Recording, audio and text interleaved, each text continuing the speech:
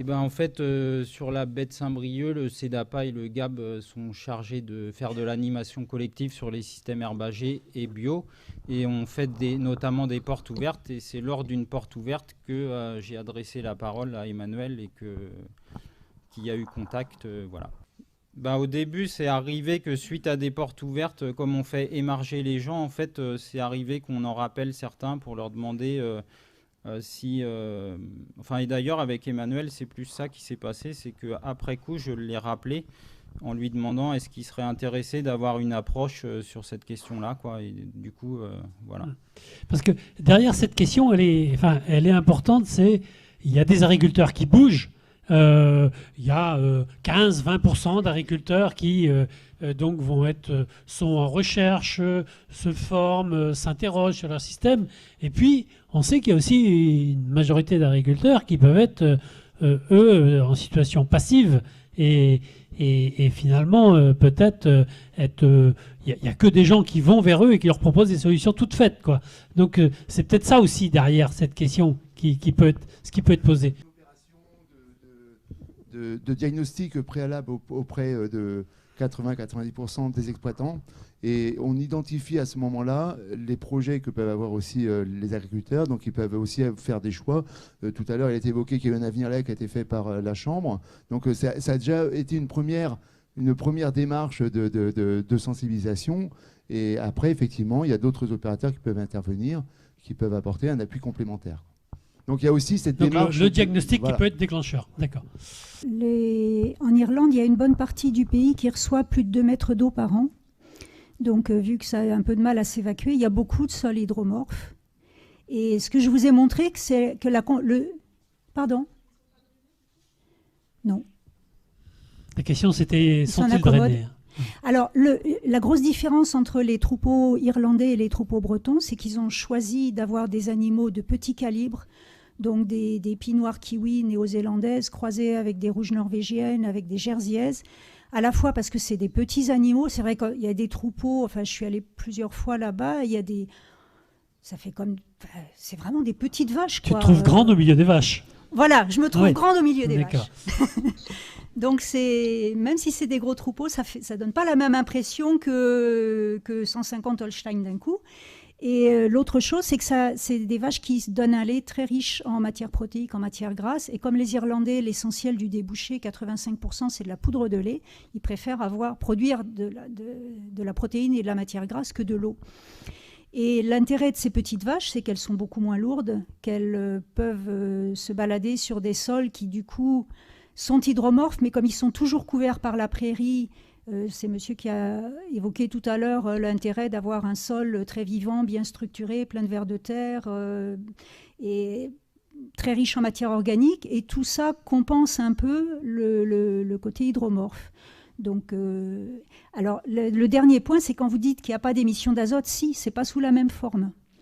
C'est-à-dire que, voilà, moi je suis... Peut-être Patrick pourra intervenir pour compléter ça. Quand on est sur sol hydromorphe, on ne maîtrise pas le fait que la dénitrification soit complète ou pas complète. Si elle est complète, c'est parfait. Il n'y a plus de problème. Et il y a beaucoup moins de lixiviation. Sachant aussi que pour mesurer la lixiviation dans des sols hydromorphes, c'est quand même très, très compliqué. Parce que du coup, on va poser des piézos, ils sont dans l'eau. On prélève de l'eau, mais du coup, on prélève la nappe. Et la nappe, c'est un truc où ça bouge. L'eau qui arrive, l'eau chargée de nitrate qui arrive, va tout de suite se diluer dans une grosse masse. On ne sait pas très bien ce qu'on mesure. C'est aussi le problème des papiers hollandais, par exemple, où c'est très compliqué sur le plan méthodologique de savoir exactement ce qui lessive.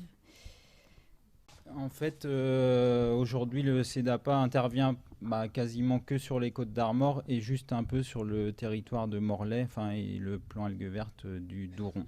Quelles sont les pistes ? En fait, c'est une vraie question. On nous renvoie tout le temps ce truc-là sur les systèmes herbagés. En système herbagé, on va manquer de stock, etc. Et en fait, il y a une part qui est de dire si j'ai pas 6 mois de maïs sous une bâche, ça va pas le faire.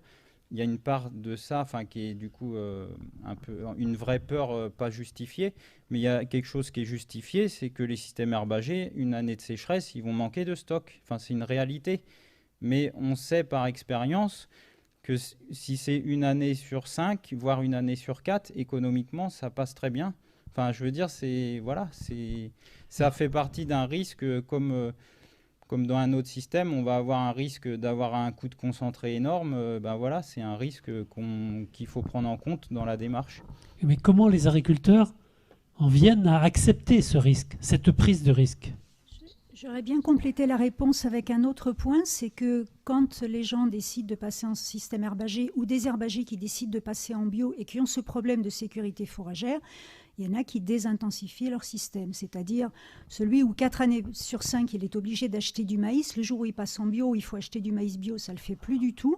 Et donc, il diminue ou il change de troupeau. Là, enfin, je pense à un cas particulier où il y a une cohérence de système qui fait qu'on n'est pas obligé de se faire mal et de rester en insécurité fourragère de force, quoi. Il y a rien qui est une donnée biblique. Mais en fait, ce que je voulais dire aussi par rapport à ça, c'est que c'est un vrai frein au changement de système, cette peur-là. Et moi, ou ce risque-là, je le balaye pas d'un revers de main, quoi. C'est-à-dire que je le prends en compte. Je dis aux éleveurs, effectivement, si tu fais tel ou tel choix, tu risques une année très sèche de manquer de fourrage. Enfin voilà. Dans le cas d'Emmanuel, par exemple, on est sur un niveau de chargement à 1,5 UGB par hectare en système quasiment toute herbe. Le potentiel de sol permet de faire ça, enfin voilà, y compris en 2013 quand il n'y avait plus d'herbe nulle part, il y en avait encore chez lui. Mais voilà, il sait là en passant en bio qu'il risque de devoir acheter du fourrage. Mais c'est intégré après au niveau économique. Ce que j'entends là chez toi, c'est qu'il n'y a pas qu'une solution technique à ça, mais il y a aussi une approche un peu psychologique de la gestion de cette peur, la gestion de sa peur par rapport au risque de sécheresse ou autre, quoi. Oui, c'est ça. Puis le système, il est en évolution. Donc là, on arrive en ce moment sur un système qui va être quasiment toute herbe avec un niveau de chargement élevé. Mais dans 2 ans, le lait sera payé en bio, etc. Peut-être qu'il fera le choix de réduire à nouveau son nombre de vaches, d'être plus cool, entre guillemets, au niveau technique. Enfin voilà, mais ça, je ne peux pas, moi, le dire tout de suite. Aujourd'hui, c'est lui qui fera ces choix-là, quoi. Oui, alors dans le cas de ce même dossier, donc recherche de solutions innovantes, pour diminuer les fuites d'azote, on a essayé effectivement cette technique d'implanter directement du maïs dans une prairie. Et pendant 3 années, on a essayé à Trévarez avec différents systèmes, destruction partielle, légère destruction chimique de la prairie, implantation du maïs. Et effectivement, je confirme ce que disait François, c'est un peu bon, c'est pas top du tout, quoi, parce qu'on a des problèmes de concurrence à l'eau entre la prairie qui va redémarrer parce qu'on a mis un désherbant un tout petit peu en dessous. Enfin bref, on a arrêté cette technique-là. Par contre, on repart. Là, on est en train de finir. Alors, vous aurez dans le document qui est à la disposition de tout le monde, vous avez donc un compte-rendu qui est donc, entre autres, dans tous les essais qu'on a fait, dans tous les comptes-rendus qu'il y a là, c'est un compte-rendu d'implantation de maïs par strip-till. Le strip-till, c'est un outil qui, pour faire simple, travaille sur le rang et donc permet d'implanter en semi-direct, en fait, en quelque sorte, avec un petit travail du sol devant, du maïs, entre autres dans une prairie.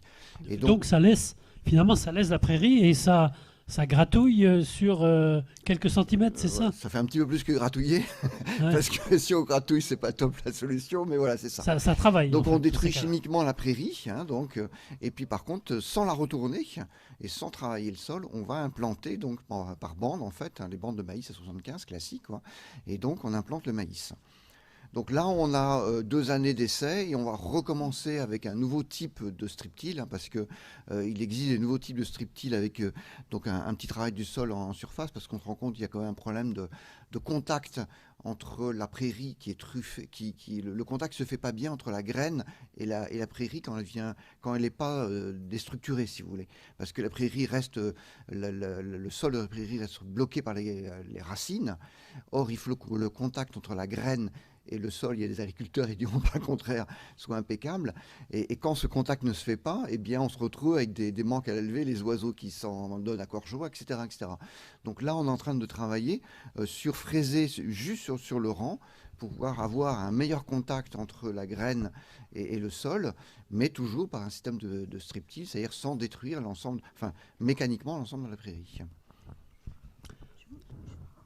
Je voulais juste Françoise. rajouter un tout petit mot. Quand il s'agit de retourner la prairie pour mettre à la place une céréale ou un maïs, on comprend qu'il faut retourner la prairie. Il y a des gens qui retournent les prairies pour refaire une prairie. Et donc là, pour le coup, on peut espérer qu'il y aurait un plan B qui est de pérenniser des prairies et d'arriver à les maintenir productives avec un bon équilibre entre graminées et légumineuses. Donc on ne sait pas trop faire, mais c'était pour vous informer qu'il y a un programme qui a démarré l'année dernière, un programme régional Bretagne-Pays de Loire qui s'intéresse à cette thématique-là avec un réseau d'agriculteurs du RAD et des CIVAM. Magali Grand du bassin rennais, je travaille notamment sur le captage prioritaire des drains. Je voulais juste apporter un petit témoignage par rapport à ce qui a été présenté sur les JPE, UGB par hectare et par an. On a essayé de travailler sur cette thématique-là, sur le secteur des drains avec les agriculteurs. Et c'est effectivement extrêmement... Enfin, on se rend compte que pour la qualité de l'eau, c'est très important de travailler sur cette problématique-là, du pâturage, du surpâturage sur les parcelles. Et la solution, il y a différentes solutions. On peut diminuer le nombre d'animaux, ce qui est assez difficile à entendre pour les agriculteurs, ou travailler sur le foncier pour réorganiser les parcellaires. Et voilà, je vais simplement témoigner que c'est effectivement sur cette thématique-là qu'il y a un travail qui est à faire, qui n'est pas forcément évident ni d'un point de vue social pour les agriculteurs, ni d'un point de vue réglementaire, et qui a certainement aussi quelque chose de collectif à travailler sur la réorganisation foncière par rapport au pâturage. Oui, donc dans les différentes modalités de ces travaux, donc par rapport de comparer une destruction mécanique classique labour à une implantation du maïs par striptile, on a essayé tout simplement un travail de passer un rotavator sur quelques centimètres, donc casser la prairie par rotavator et puis après implanter le maïs.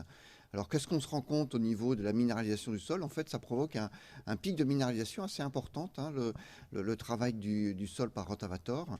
Et on a une... Qu'est-ce qu'il y a? Donc c'est apparemment une autre technique. Ah, c'est une autre technique alors. Voilà, ne mélange pas.